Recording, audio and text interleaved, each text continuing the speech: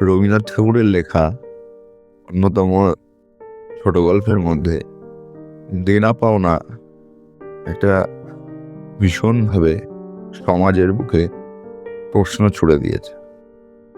শুরু করছি দেনা পাওনা।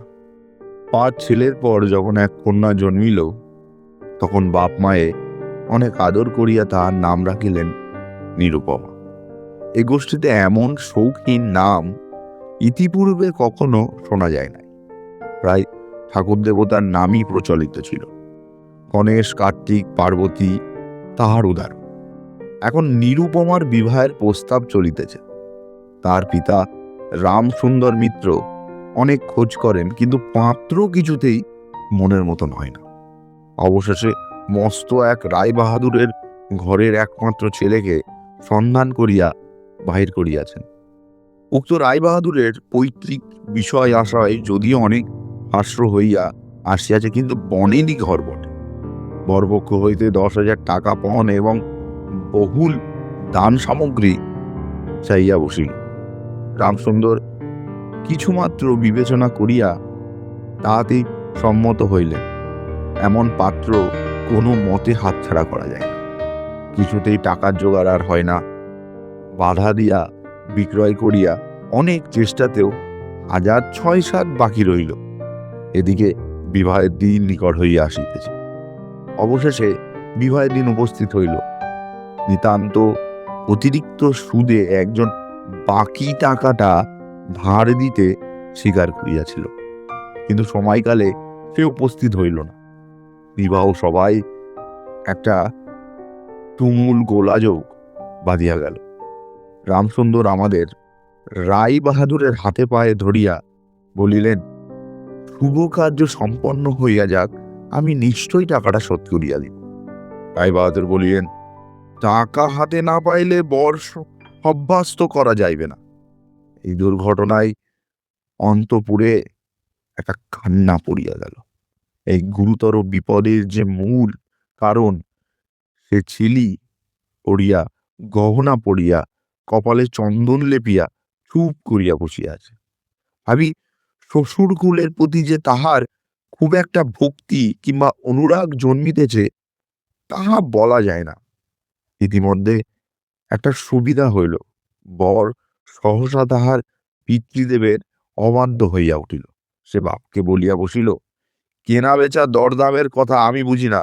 বিবাহ করতে আসিয়াছি, বিবাহ করিয়া যাইব। বাপ যাহাকে দেখিল তাহাকেই বলিল, দেখছেন মশাই, আজকালকার ছেলেদের ব্যবহার।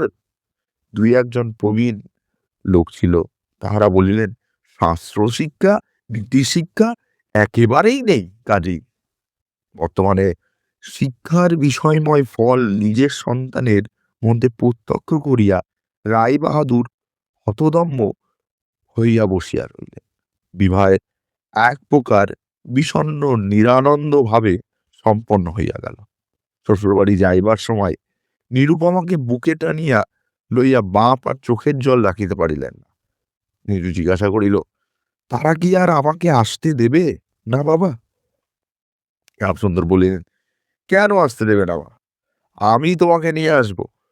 রামসুন্দর প্রায় মেয়েকে দেখতে যান, কিন্তু বেয়াই বাড়িতে তার কোনো প্রতিপত্তি নাই। চাকরগুলো পর্যন্ত তাহাকে নিচু নজরে দেখে। অন্তপুরের বাহিরে একটা স্বতন্ত্র ঘরে 5 মিনিটের জন্য কোনোদিন বা মেয়েকে দেখিতে পান না। কুটুম্ব গৃহে এমন করিয়ার অপমান তো সহ্য হয় না। রামসুন্দর স্থির করিলেন, যেমন করিয়া হোক টাকাটা শোধ করিয়া দিতে হইবে। কিন্তু যে ঋণ ভার কাঁধে চাপিয়ে তাহারই ভার সামলানো দুঃসাধ্য। খরচপত্রের অত্যন্ত টানাটানি পড়িয়াছে এবং পাওনাদারদের দৃষ্টিপত্র এড়াইবার জন্য সর্বদাই নানান রূপহীন কৌশল অবলম্বন হইতেছে। এদিকে শ্বশুর বাড়ি উঠিতে বসিতে মেয়েকে খোঁটা লাগাইতেছে। পিতৃগৃহের নিন্দা শুনিয়ে ঘরে দাঁড় দিয়ে অশ্রু বিসর্জন তাহার নিত্য ক্রিয়ার মধ্যে দাঁড়াইয়াছে। বিশেষত শাশুড়ির আক্রোশ আর কিছুতেই মেটে না। যদিও কেউ বলে আহা! কি শ্রী! বউয়ের মুখখানি দেখিলে চোখ জুড়াইয়া যায়। শাশুড়ি ঝংকার দিয়া উঠিয়া বলে, "শ্রী তো ভারী, যেমন ঘরের মেয়ে তেমনি শ্রী।" এমনকি বউয়ের খারাপ ও খাওয়া-পরা যত্ন হয় না। যদি কোনো দয়াপরতন্ত্র প্রতিবেশিনী কোনো ত্রুটির উল্লেখ করে, শাশুড়ি বলে, "ওই ঢের হয়েছে।" অর্থাৎ বাপ যদি পুরা দাম দিত, তো মেয়ে পুরা যত্ন পাইত। সকলেই এমন ভাব দেখাইয়া যেন বধূর এখানে কোনো অধিকারই নাই, ফাঁকি দিয়া প্রবেশ করিয়াছে। বোধহয় কন্যার এই সকল অনাদার এবং অপমানের কথা বাপের কানে গিয়া থাকিবে। তাই রামসুন্দর অবশেষে বসতবাড়ি বিক্রয় করিতে চেষ্টা করিলেন। কিন্তু ছেলেদের যে গৃহহীন করিয়া বসিয়াছেন, সে কথা তাহার নিকট হইতে গোপন রাখিলেন। স্থির করিয়াছিলেন বাড়ি বিক্রয় করিয়া সেই বাড়ি ভাড়া লইয়া বাস করিবেন। এমন কৌশলে চলিবেন যে তাহার মৃত্যুর পূর্বে এ কথা ছেলেরা জানিতে পারিবে না। কিন্তু ছেলেরা জানিতে পারিল। সকলে আসিয়া কাঁদিয়া পড়িল। বিশেষত বড় ৩ টি ছেলে বিবাহিত এবং তাহাদের কাহারও বা সন্তান আছে। তাদের আপত্তি অত্যন্ত গুরুত্ব হয়ে দাঁড়াইল। বাড়ি বিক্রয় স্থগিত হইল। তখন রামসুন্দর নানা স্থান হইতে স্তর সুদে অল্প অল্প করিয়া টাকা ধার করিতে লাগিলেন। এমন হইল যে সংসারের খরচ আর চলে না। নিরু বাপের মুখ দেখিয়া সব বুঝিতে পারিলেন। বৃদ্ধের পক্কেশে শুষ্ক মুখে এবং সদা সংকুচিত ভাবে দৈন্য এবং দুশ্চিন্তা প্রকাশ হইয়া পড়িল। মেয়ের কাছে যখন বাপ অপরাধী, তখন সে অপরাধের অনুতাপ কি আর গোপন রাখা যায়? রামসুন্দর যখন বেয়াই বাড়ি অনুমতিক্রমে ক্ষণকালের জন্য কন্যার সাক্ষাৎ লাভ করিতেন, তখন বাপের বুক যে কেমন করিয়া ফাটে, তাহা তাহার হাসি দেখিলেই ঢের পাওয়া যায়। সেই ব্যতীত পিতৃহৃদয়কে সান্ত্বনা দিবার উদ্দেশ্যে দিন কতক বাপের বাড়ি যাইবার জন্য নিরু নিতান্তই অধীর হইয়া উঠিয়াছে। বাপের স্লান মুখ দেখিয়া সে আর দূরে থাকিতে পারি না। একদিন রামসুন্দরকে কহিল, "বাবা, আমাকে একবার বাড়ি লইয়া যাও।" রামসুন্দর বলিলেন, "আচ্ছা।" কিন্তু তাহার কোনো জোর নাই। নিজের কন্যার উপরে পিতার যে স্বাভাবিক অধিকার আছে, তাহা যেন পণের টাকার পরিবর্তে বন্ধক রাখিতে হইয়াছে। এমনকি কন্যার দর্শনও সেই অতি সংকোচে ভিক্ষা চাইতে হয় এবং সময় বিশেষে নিরাশ হইতে হইলে দ্বিতীয় কথাটি কহিবার মুখ থাকে না। কিন্তু মেয়ে আপনি বাড়ি আসিতে চাইলে বাপ তাহাকে না নিয়া কেমন করিয়া থাকে।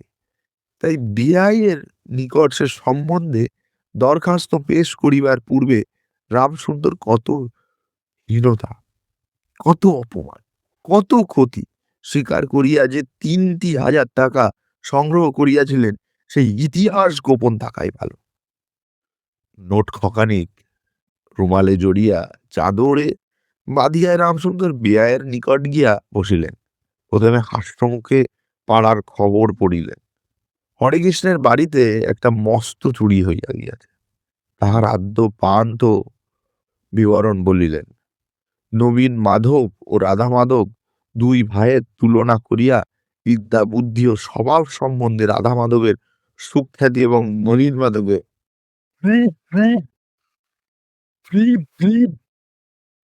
নিন্দা করিলেন। শহরের একটা নূতন ব্যামোহ আসিয়াছে, যে সম্বন্ধে অনেক আজব গুজব আলোচনা করিলেন। অবশেষে হুক্কাটি নামাইয়া রাখিয়া কথা কহিয়া বলিলেন, "হ্যাঁ বেয়াই, সে টাকাটা বাকি আছে বটে।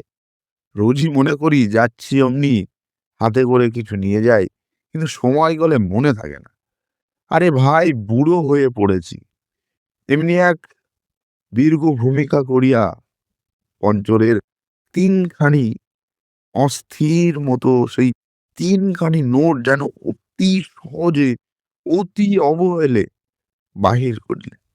সবেমাত্র ৩,০০০ টাকার নোট দেখিয়া রায়বাহাদুর অট্টহাস্য করিয়া উঠিলেন, বলিলেন, থাক বেয়াই, ওতে আমার কাজ নাই।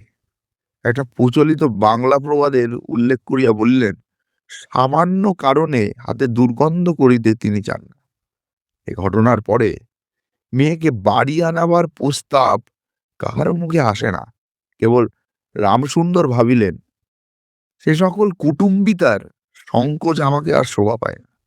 মর্মাহতভাবে অনেকক্ষণ চুপ করিয়া থাকিয়া অবশেষে মৃদু স্বরে কথাটা পড়িলেন, রায়বাহাদুর,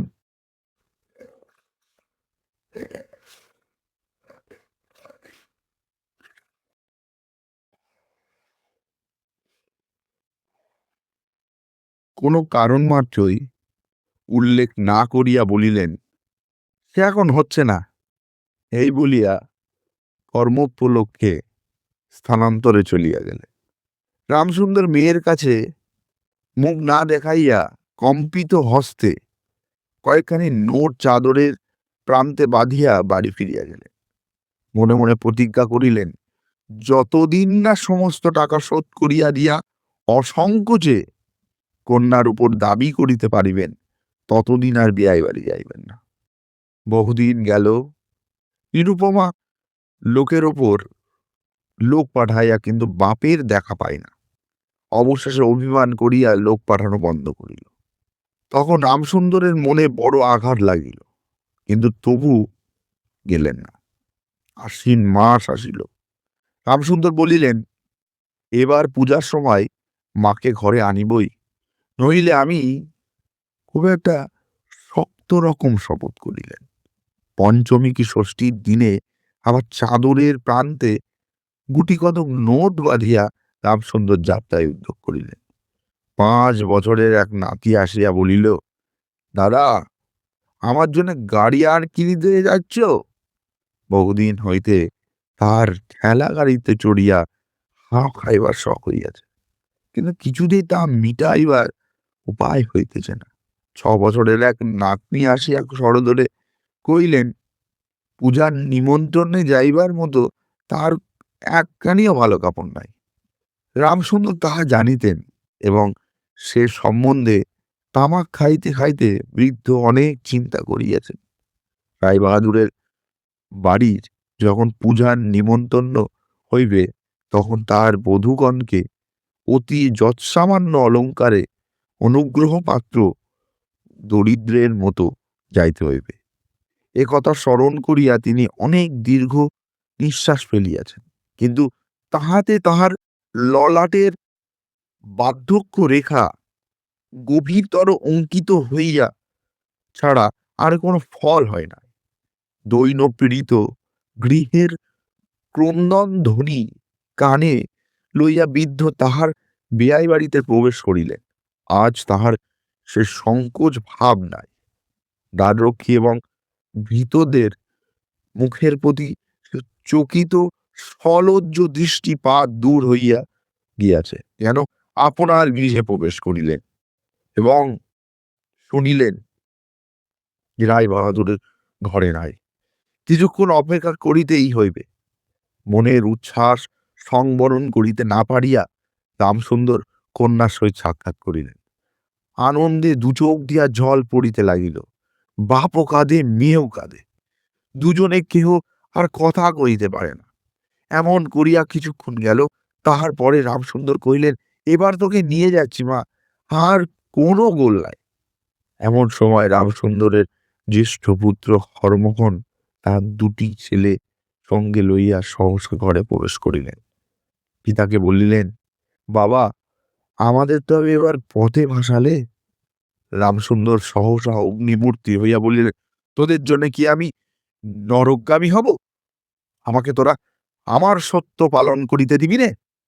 রামসুন্দর বাড়ি বিক্রয় করিয়া বসিয়াছেন। ছেলেরা কিছুতেই না জানিতে পারে তাহার অনেক ব্যবস্থা করিয়াছিলেন, কিন্তু তবু তাহারা জানিয়া দেখিয়া তাহাদের প্রতি হঠাৎ অন্তত রুষ্ট ও বিরক্ত হইয়া উঠিলেন। তার নাতি তাহার 2 হাঁটু সবলে জড়িয়া ধরিয়া মুখ তুলিয়া কহিল, দাদা, আমাকে গাড়ি কিনে দিলে না। নতশীল রামসুন্দরের কাছে ভালো কোনো উত্তর না পাইয়া নীরুর কাছে গিয়া কহিল, পিসিমা, আমাকে একখানা গাড়ি কিনে দেবে? নিরুপমা সমস্ত ব্যাপার বুঝিতে পারিয়া কহিল, বাবা, তুমি যদি আর 1 পয়সা আমার শ্বশুরকে দাও, তাহলে আর তোমার মেয়েকে দেখতে পাবে না। এই তোমার গা ছুঁয়ে বলল। রামসুন্দর বলিলেন, সীমা, অমন কথা বলতে নেই। আর 1 টাকাটা যদি আমি না দিতে পারি, তাহলে তোর বাপের অপমান আর তোরও অপমান। নীরু কহিল, টাকা যদি দাও তবেই অপমান? তোমার মেয়ের কি কোনো মর্যাদা নেই? আমি কি কেবল একটা টাকার থলি? যতক্ষণ টাকা আছে ততক্ষণ আমার দাম। না বাবা, এ টাকা দিয়ে তুমি আমাকে অপমান করো না। তাছাড়া আমার স্বামী তো এ টাকা চান না। রামসুন্দর কহিলেন, তাহলে তোমাকে যেতে দেবে না মা? নিরুপমা কহিলেন, না দেয় তো কি করবে বলো? তুমি তো আর নিয়ে যেতে চেয়েও না। রামসুন্দর কম্পিত হস্তে নোট বাঁধা চাদরটি কাঁধে তুলিয়া আবার চোরের মতো সকলের দৃষ্টি এড়াইয়া বাড়ি ফিরিয়া এলেন। কিন্তু রামসুন্দরের যে এই যে টাকা আনিয়াছিলেন এবং কন্যার নিষেধে যে টাকা না দিয়াই চলিয়া গিয়াছেন, সে কথা গোপন রহিল না। কোন স্বভাব কৌতূহলী দ্বার লঙ্ঘন কর্ণী দাসী নীরুর শাশুড়িকে খবর দিল। শুনিয়া তাহার আর আক্রোশের সীমা রহিল না।